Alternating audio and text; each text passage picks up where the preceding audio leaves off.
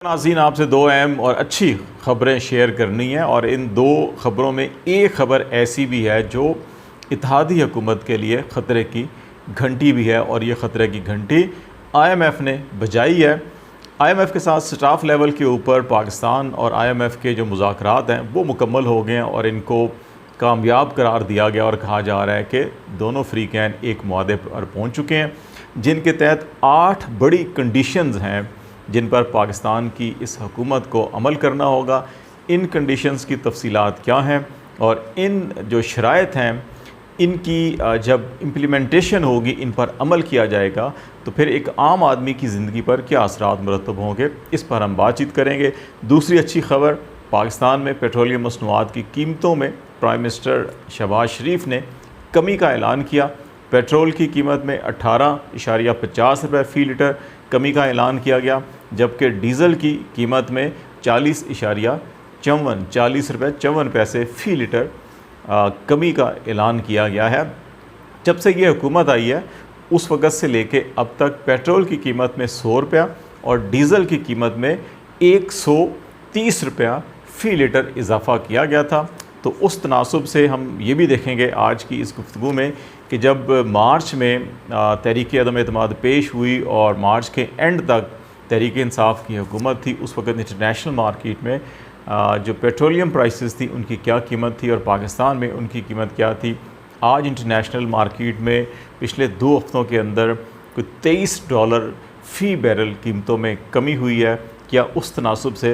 ये रिलीफ़ पाकिस्तान की आवाम को दिया गया है, नहीं दिया गया, और क्या ये एक इसको इकनॉमिक डिसीजन समझा जाए या कि पॉलिटिकल डिसीजन समझा जाए, क्योंकि इसको ज़िमनी इंतखाबात जो पंजाब में हो रहे हैं 17 तारीख को उनके साथ जोड़ा जा रहा है और ये कीमतों का तयन हर 15 दिन के बाद होता है। 15 जुलाई को होना चाहिए था लेकिन 14 जुलाई को करके और इसका इतलाक़ भी निफाज भी 14 और 15 जुलाई की दरमियानी शब 12 बजे से कर दिया गया। और क्योंकि 15 जुलाई की शब 12 बजे इलेक्शन कैंपेन ख़त्म हो जाती है, उसके बाद आप कोई जलसा जुलूस नहीं कर सकते,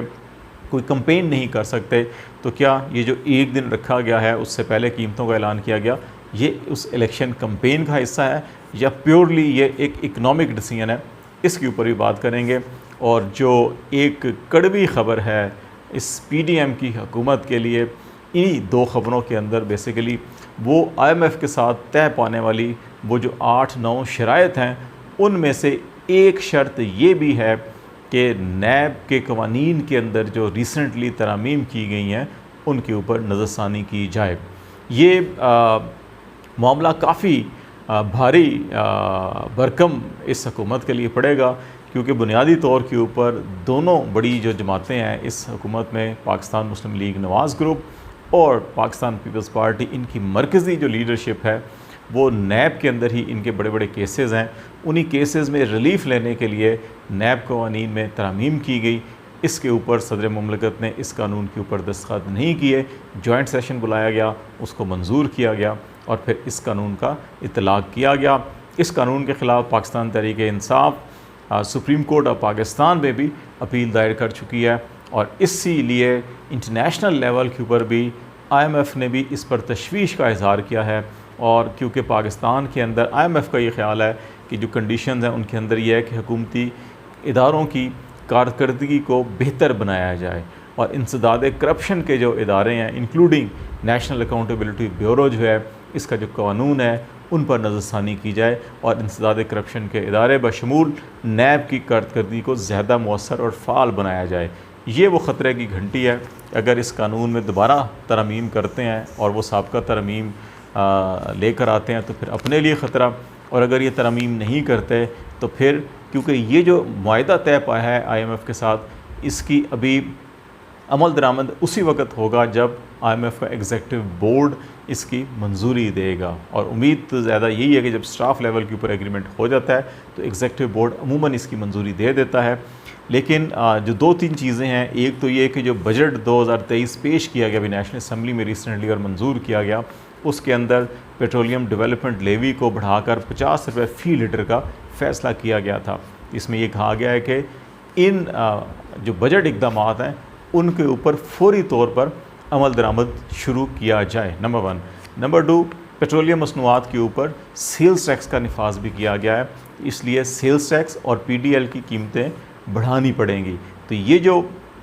कमी इस वक्त की गई है, ये बज़ाहिर यही लगता है कि इंटरनेशनल मार्केट में $23 फ़ी बैरल कमी हुई। जब मार्च में PTI की हुकूमत थी तो उस वक्त इंटरनेशनल मार्केट में $119 फ़ी बैरल तक कीमत गई थी, लेकिन पाकिस्तान में ₹149 फ़ी लीटर पेट्रोलियम मसनूआत थी।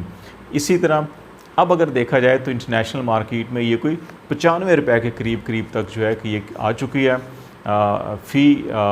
बैरल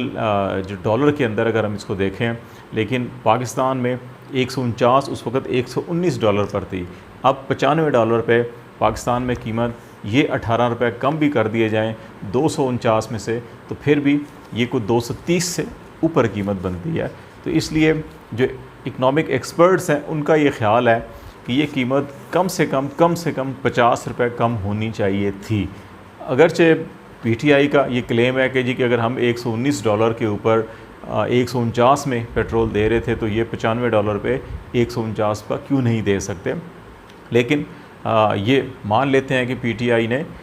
कीमतों को कुछ रोके रखा, तो फिर भी ₹50 होनी चाहिए थी। डीज़ल के ऊपर इन्होंने ₹40 किया है, और डीज़ल के ऊपर जो इकनॉमिक एक्सपर्ट्स हैं उनका ये ख्याल है कि अगर आपने रिलीफ इंटरनेशनल मार्केट के मुताबिक देना है तो फिर इसमें भी मज़ीद कोई ₹30 से ₹40 का रिलीफ दिया जा सकता था, जो गवर्नमेंट ने नहीं दिया। बहरहाल खुशाइंद बात है कि अभी भी अगर ₹18.5 पेट्रोल और ₹40 डीज़ल की कीमत कमी होती है, तो अब बुनियादी तौर के ऊपर सूबाई और डिस्ट्रिक्ट गवर्नमेंट्स के ऊपर ज़िम्मेदारी आयद होती है कि वो इन कीमतों के बाद जो बाकी जो ट्रांसपोर्टेशन कॉस्ट और बाकी जो महंगाई हुई थी उसके ऊपर कैसे काबू पाते हैं। 3-4 बड़ी अहम कंडीशंस IMF ने और भी रखी हैं सामने। एक हमने कहा कि बजट इकदामात पर तेज़ी से अमल किया जाए, एक्सचेंज रेट मार्केट तय करे रैदर दैन कि स्टेट बैंक और जो इसका किरदार है उसको कम से कम कहा गया है। प्रोएक्टिव मॉनेटरी पॉलिसी होनी चाहिए, हुकूमती इदारों की कारकर्दगी बेहतर बनाई जाए, सोशल प्रोटेक्शन सेफ्टी जो है समाजी तहफ़्फ़ुज़ के इक़दामात उनको बढ़ाया जाए। और इसमें कहा गया है कि PTI के दौरे हुकूमत में कफ़ालत स्कीम थी जिसके तहत 80 लाख घरानों को 14,000 फ़ी घराना मदद की जा रही थी, और अब इस गवर्नमेंट ने सस्ता तेल स्कीम के तहत 86 लाख घरानों को ₹2,000 फ़ी घराना जो है कि ये इमदाद दी। और इसी तरह बेनज़ीर इनकम सपोर्ट प्रोग्राम के तहत तकरीबन को ₹250 अरब पाकिस्तान तहरीक इंसाफ ने पिछले माली साल ख़र्च किए थे, तो अब 365 अरब रुपए जो है कि इस हुकूमत ने मुख्तस किए हैं। तो इस सिलसिले में भी IMF ने कहा है कि इसके ऊपर ज़्यादा फोकस किया जाना चाहिए। फिर इलेक्ट्रॉनिक एसेट डिक्लेरेशन निज़ाम की बात की है IMF ने, जो पाकिस्तान की हुकूमत ने तय किया है कि वो एक ऐसा असासे और उनके गोशवारे जो हैं कि ऑटोमेटिक इलेक्ट्रॉनिक सिस्टम जो है डिवाइस करेंगे, जिसके नतीजे में सबके असासे जो हैं कि वो सामने आएंगे। तो ये बड़ा मुश्किल काम है, तो देखते हैं कि ये हुकूमत कर सकती है नहीं कर सकती। और फिर इसके साथ साथ जो एनर्जी सेक्टर में जो टैरिफ है, पावर सेक्टर का जो टैरिफ है, बिजली की जो कीमतें हैं, उसके हवाले से भी एक हुकूमत ने तय किया है कि इसमें बिला ताख़ीर बिजली की कीमतें जो हैं कि वो भी बढ़ाई जाएंगी। तो इसका मतलब ये है कि इस सारी कंडीशंस को देखा जाए IMF के साथ, तो बज़ाहिर ये दिखाई देता है कि IMF के साथ जो शराइत तय की गई हैं उनके अंदर पेट्रोलियम मसनूआत और बिजली की कीमतों में कमी की गुंजाइश नहीं थी। लेकिन हुकूमत ने इस सूबाई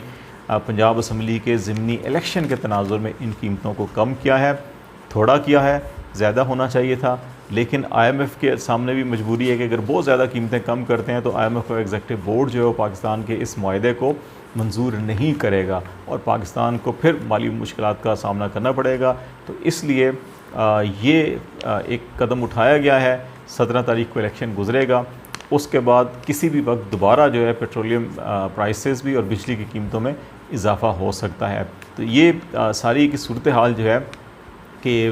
बज़ाहिर ये लगता है कि एक पॉलिटिकल डिसीजन है, इलेक्शन कैंपेन का हिस्सा है। लेकिन अभी देखना ये होगा कि क्या आवाम इस रिलीफ़ को तस्लीम करते हैं और इस रिलीफ़ के बाद जो है कि इलेक्शन में कोई अपना मूड बदलते हैं, या इस रिलीफ़ के बावजूद उस बयानियों को अडॉप्ट करते हैं जो इमरान खान ने दिया है, वो अगले 2-3 दिनों के अंदर ज़्यादा तौर के ऊपर नुमायाँ होकर सामने आएगा।